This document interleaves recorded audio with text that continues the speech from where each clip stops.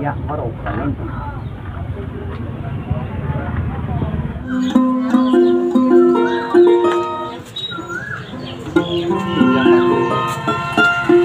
Bangsak angin di pura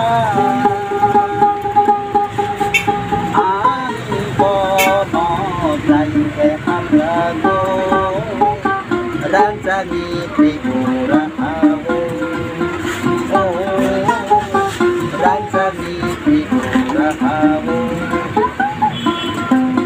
bangsak angin di pura bono dai ke hamdago rancangi pura awo rancangi pura awo rancangi hatung hatayo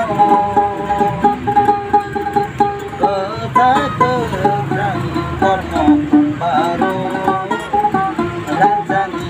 pura awo